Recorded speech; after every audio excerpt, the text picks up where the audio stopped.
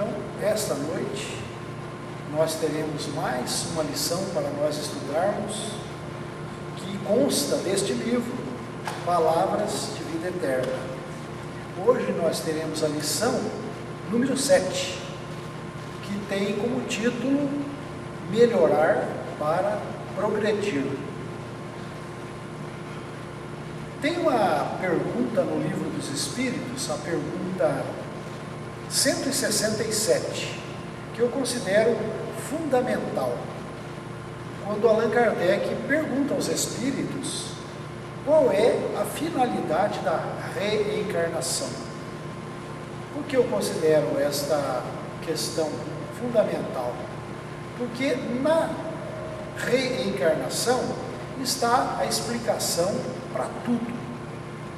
Nós não podemos entender a vida, a finalidade da vida, a diversificação das situações em que os espíritos se encontram, da questão da justiça das coisas, das situações, se não estivesse isso tudo fundamentado na questão da reencarnação. A reencarnação quer dizer voltar à carne, o espírito que somos todos nós, não é? E volto a frisar aqui, como a gente sempre fala, nós devemos olhar para nós mesmos não como corpo físico, mas como espíritos imortais, como consciências que estão temporariamente neste corpo físico, o qual nos serve de ferramenta evolutiva. Então, o espírito encarna, desencarna, reencarna, sucessivamente através dos milênios infinitos.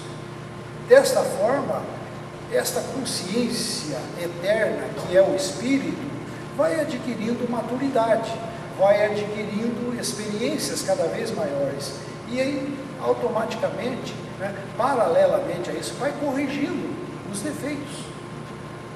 Então, quando Allan Kardec pergunta qual é a finalidade da reencarnação, os espíritos nos respondem: expiação, melhoramento progressivo da humanidade. Sem isso, onde estaria a justiça? Então vamos explicar isso daqui. Expiação, a primeira palavra da resposta, expiação.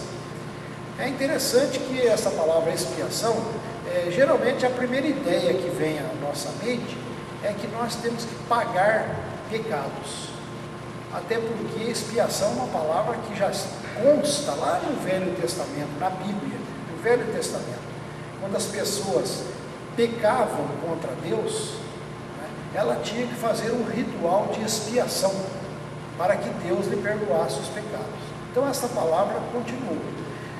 Modernamente, no entender do Espiritismo, expiação significa nós trabalharmos pelos nossos próprios esforços para eliminarmos as nossas imperfeições que são naturais, as nossas ignorâncias, a nossa falta de experiência. Então, expiar quer dizer eliminar imperfeições e, ao mesmo tempo, substituir por valores mais elevados, conquistar valores. Então, os espíritos continuam dizendo: melhoramento progressivo da humanidade. Sem isso, onde estaria a justiça? Então, esta lição de hoje, que o Espírito Emmanuel nos concede, diz isto: melhorar para progredir. Tudo no universo progride, nada está estacionário. Nós estamos na reencarnação justamente com essa finalidade de progredir. Só que para a gente progredir, a gente tem que melhorar-se a si mesmo. E qual é a proposta que o Espiritismo nos concede? O Espiritismo nos concede uma proposta filosófica, para que a gente possa, ao estudar o Espiritismo, a gente vê que são questões. Quem conhece o Livro dos Espíritos sabe que ali é um questionário. O Livro dos Espíritos, ele consta de 1019 perguntas. 1019 questões que Allan Kardec faz aos espíritos e que são perguntas que todos nós faríamos na nossa vida cotidiana, na nossa curiosidade de saber como é que é a vida, por quê, os porquês da vida. Então, as perguntas que Kardec fez aos espíritos são as perguntas que nós todos gostaríamos de fazer para responder as nossas dúvidas interiores, não é?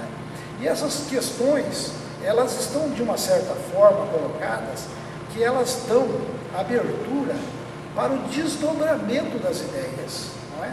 Elas não são, assim, vamos dizer, respostas estáticas, que vão permanecer, mas são respostas que dão a nós a possibilidade de desdobrarmos os nossos raciocínios, de construirmos cada vez mais raciocínios mais elevados em cima dessas questões. Por quê? Porque a humanidade evolui vagarosamente, não é? Mas a humanidade vai evoluindo. De que forma? Pelo melhoramento progressivo individual de cada ser humano. E quando nós buscamos esse melhoramento pessoal, que é uma tarefa pessoal de cada um de nós, automaticamente nós estaremos contribuindo para o melhoramento, porque nós convivemos em sociedade, nós formamos as famílias, nós nos reunimos no nosso lar com os espíritos com os quais nós temos responsabilidades, nós temos compromissos que trazemos de experiências passadas. E esses compromissos, eles são no sentido de corrigirmos imperfeições, corrigirmos distorções, experiências equivocadas, não é?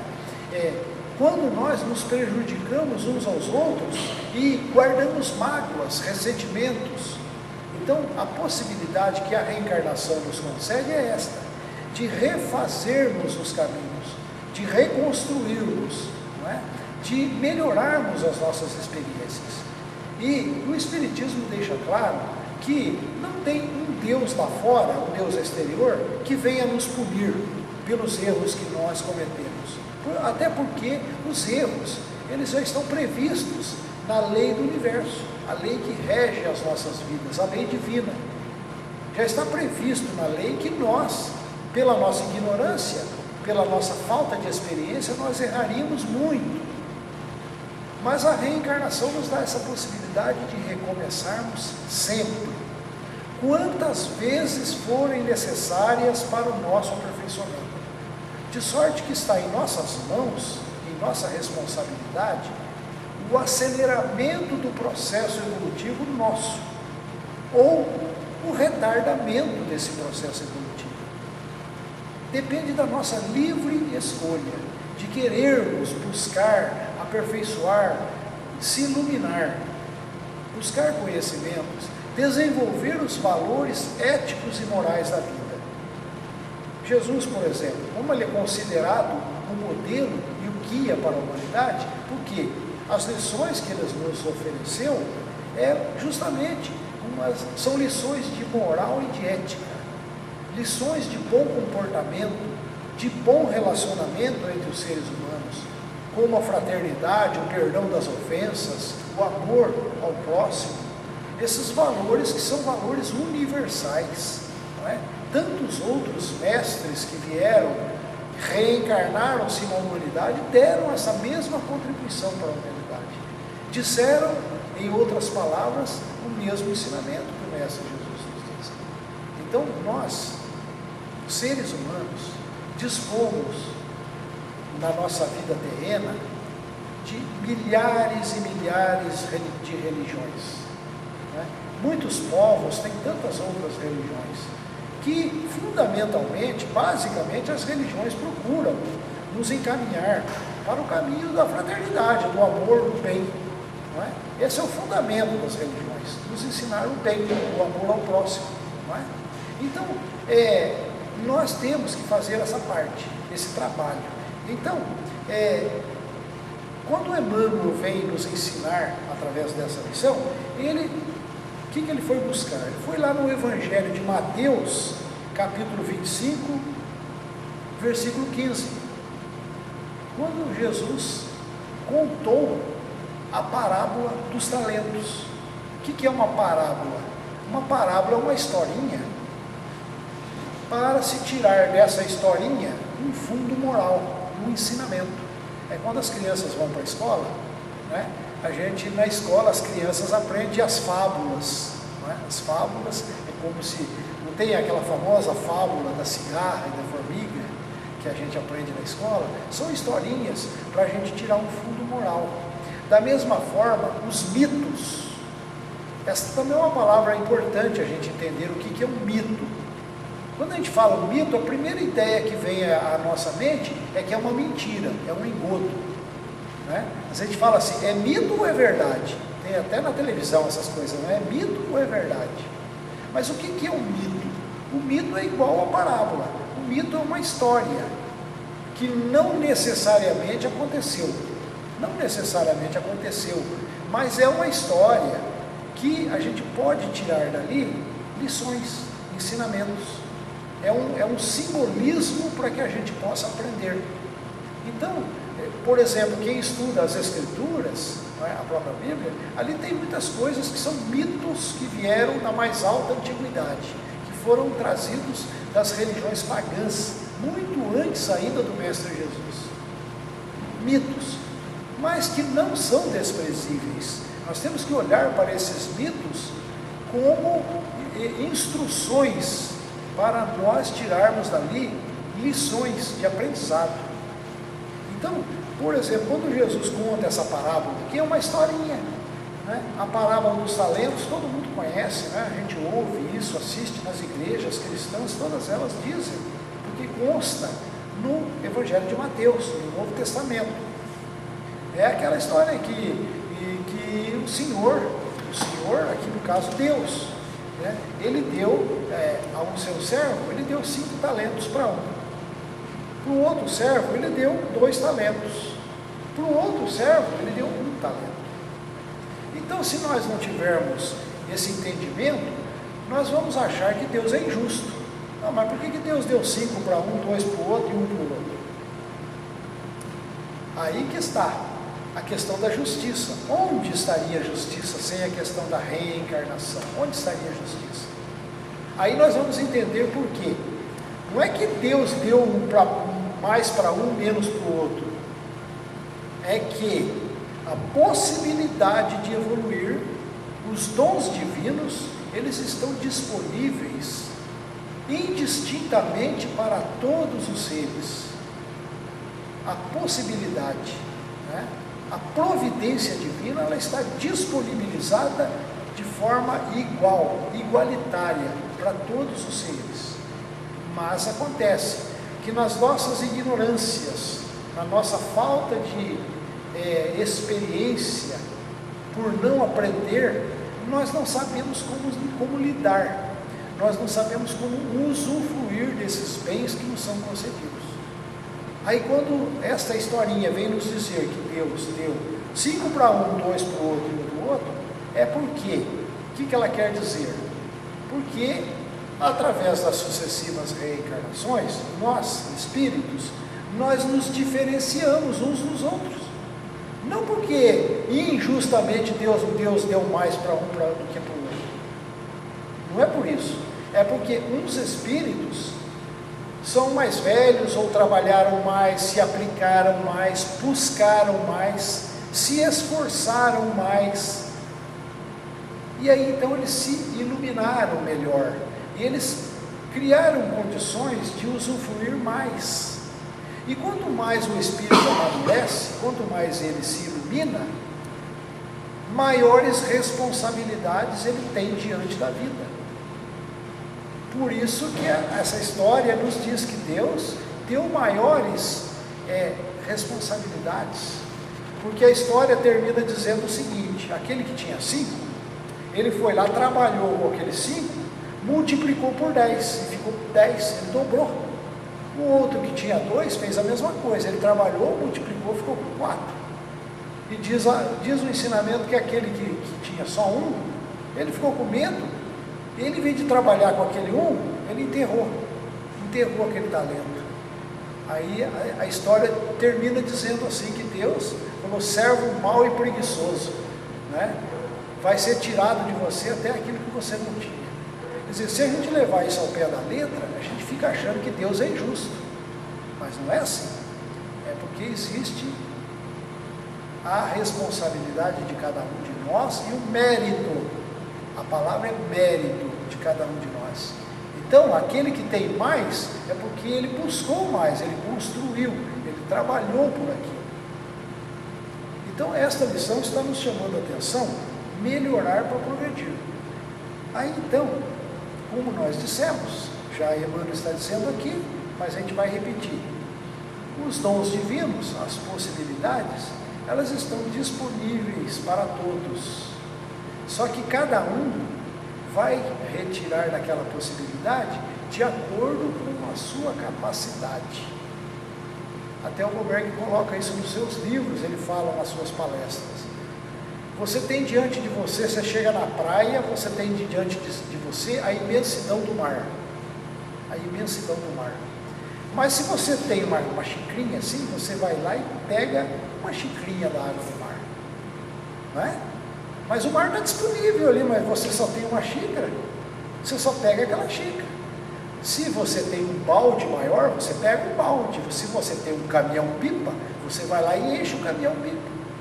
O que quer dizer isso? É a capacidade que cada um de nós tem para usufruir do mar, do oceano de possibilidades que o Senhor da vida nos concede. Se a gente não se capacitar para usufruir, a gente não faz nada. Está aí disponível os bens da vida, mas você está atrasado ainda na forma como entender a vida e não usufruir.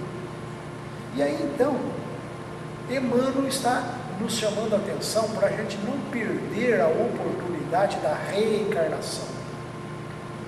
Nós estamos aqui como alunos matriculados no educandário da vida. Quer dizer, mais uma reencarnação é como se a gente tivesse seguido os anos letivos nas escolas. A gente entra no primário, vai, primeiro ano, segundo ano, até a 8ª série, vai, até chegar às faculdades, não é? A gente vai gradativamente aprendendo. As nossas reencarnações é da mesma forma, a gente reencarna e vai aprendendo, vai aprendendo.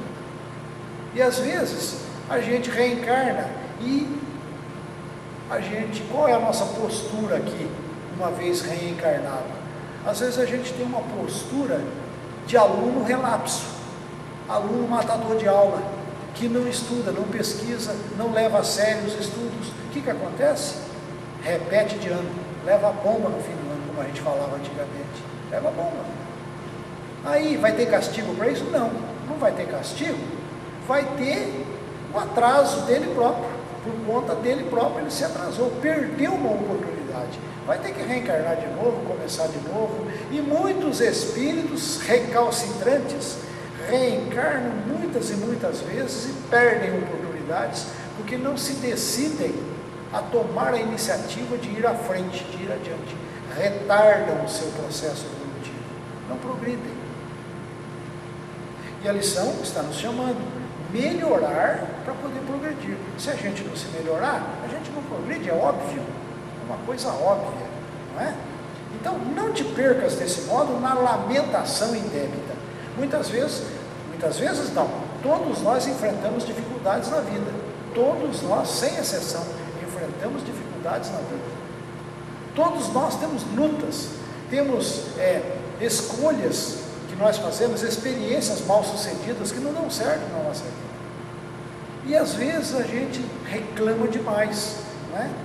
A gente lamenta, reclama. O próprio Espírito Emmanuel tem uma lição que tem como título reclamar menos. A gente não reclamar tanto, não é?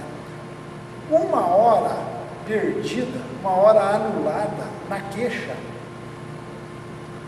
é vasto patrimônio perdido no preparo da justa habilitação para a meta a alcançar. Então, quando a gente passa a se lamentar diante da vida e cruzar o braço e achar que o mundo está ruim, e a gente não toma iniciativa de se melhorar, de mudar, de se reinventar, a gente está perdendo a oportunidade.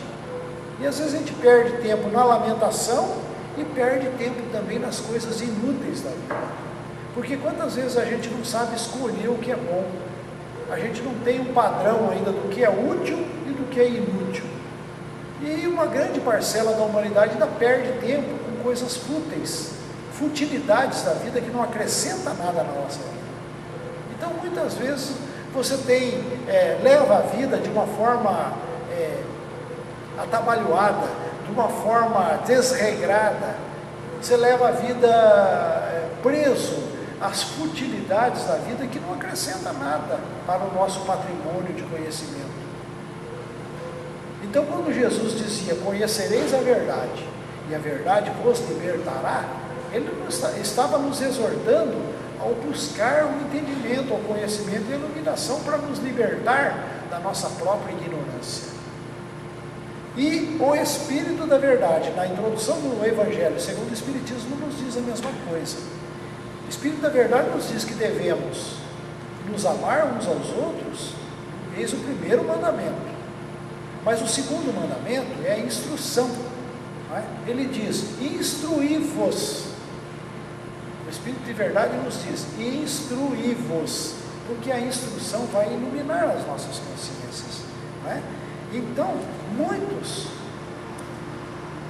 têm vontade de assumir tarefas no campo do amor, da fraternidade, mas não se preparam para isso, não sabem como fazer isso, né?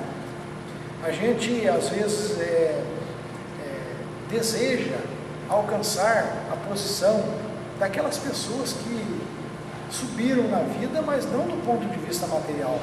Vamos dizer, subiram na vida do ponto de vista ético, moral, sentimental, de valores, né? Pessoas que dão exemplo para a humanidade. Às vezes a gente gostaria de estar lá na posição deles, mas eles também batalharam, não chegaram de graça na condição, né? Todos batalharam. Se você olhar para Jesus, é um espírito que também batalhou. Ele não foi criado prontinho de graça, né? Porque ele nos exortou no Evangelho, dizendo que nós todos somos deuses. Nós todos poderíamos fazer aquilo que ele fazia e até muito mais. São letras evangélicas, isso está nos evangelhos, né? Ele nos diz que poderíamos fazer tudo aquilo que ele fazia, até muito mais. O que ele quer dizer com isso, com até muito mais? Quer dizer, a evolução é infinita para todos nós. Todos nós estamos em processo evolutivo. Ele estava à nossa frente, está à nossa frente, mas está nos exortando a fazer o nosso trabalho pessoal, o nosso esforço pessoal, para que possamos acompanhá-lo, segui-lo. E às vezes a gente cruza os braços, não é? Então, se nós queremos alcançar esses ideais de aprimoramento, não nos esqueçamos do trabalho que renova. Porque o trabalho é uma lei natural, a lei do trabalho. Quando nós estudamos o Livro dos Espíritos, na terceira parte do Livro dos Espíritos, nas leis morais, lá tem a lei do trabalho. Tudo no universo trabalha, tudo trabalha. Porque se não houver trabalho, não há progresso, não há compartilhamento de experiências. Não é? Outro item, o estudo que aperfeiçoa. O Espiritismo cobra muito de nós o estudo. Nós não deveremos ser espíritas passivos, crentes. O passivo, o crente, é aquele que vem, cruza os braços, assiste uma palestra, acha bonito, vai embora, está tudo bem. Não, nós temos que tomar a nossa iniciativa pessoal. Nós, pelo nosso esforço, ir buscar nos estudos, nos livros, nas pesquisas. Como eu disse antes, às vezes as pessoas perdem tempo com inutilidades, né? Hoje a gente tem uma ferramenta maravilhosa que se chama internet. Ferramenta maravilhosa dos dias atuais, que nós não tínhamos no passado. Hoje, nós não podemos mais pretextar ignorância, dizendo que nós não podemos frequentar uma boa escola, uma boa faculdade, porque se nós quisermos ser autodidatas, quer dizer, professores de nós mesmos, nós poderíamos ir na internet, lá tem tudo tudo de bom. Lá tem toda a cultura do mundo, todos os cursos que nós quisermos fazer, todo o conhecimento da humanidade está lá. É só querer ir lá. Só que o lado negativo também está lá, né? Aí trata-se de nós escolhermos. Nós queremos a luz ou as trevas? E aí muita gente escolhe o caminho das trevas, da inutilidade, da futilidade das coisas que não nos acrescentam nada. Então estão lá misturadas as coisas, né? Toda a cultura do mundo, mas tem muito lixo misturado lá. Cabe a cada um de nós escolhermos o que é importante para nós, iluminarmos pelo conhecimento. Então, o estudo que aperfeiçoa, o perdão que ilumina. O perdão é um remédio santo, porque quem não perdoa, quem guarda mágoa, ressentimento, fica algemado ao outro. Quem não perdoa, quem guarda mágoa e ressentimento, ele é prisioneiro de si próprio. Ele criou algemas com aquele com o qual ele não perdoa. Então, pior para aquele que não perdoa, pior, porque perde a sua liberdade, não é? Sacrifício que enobrece. A gente não conquista nada na vida sem sacrifício, sem luta. Nada é fácil, nada cai de graça do céu. Tudo é fruto da conquista, do mérito. Todos os espíritos evoluídos, todos os espíritos que passaram pela terra, que a gente admira pelas suas obras, pelos seus exemplos, eles conquistaram. Não foram seres privilegiados gratuitamente por Deus, não, porque eles desenvolveram a potencialidade divina que estava dentro deles, fizeram jus, né? Chegaram a patamares mais elevados e têm condições de usufruir das benesses que a lei natural nos oferece a todos nós. Ninguém está interditado conquistar esses valores, mas tem que haver o sacrifício, né? A luta, a busca e a bondade que santifica. Bondade, né? Qual é o verdadeiro sentido da caridade conforme entendia Jesus? Benevolência para com todos, indulgência para com as imperfeições do próximo e o perdão das ofensas. Esse é o verdadeiro sentido da caridade que está incluso aqui, não é? O perdão, não é? A benevolência, né? A indulgência, quer dizer, a indulgência é você se colocar no lugar do outro e entender por que o outro agiu daquela forma. Se o outro agiu de uma forma que não te agradou, você entender o porquê. Porque o outro ainda não entendeu, não compreendeu. O outro também tem dificuldades tanto quanto você. Então, se nós devemos ter indulgência para com o outro também deve ter indulgência para conosco. Então, esta é a lição que Espírito Emmanuel nos ofereceu para hoje, para esta noite. A necessidade que temos de nos melhorar para poder progredir. Está em nossas mãos acelerar o nosso processo evolutivo ou retardar o nosso processo evolutivo. Muita paz a todos, que esta lição permaneça conosco para a nossa reflexão. E assim seja.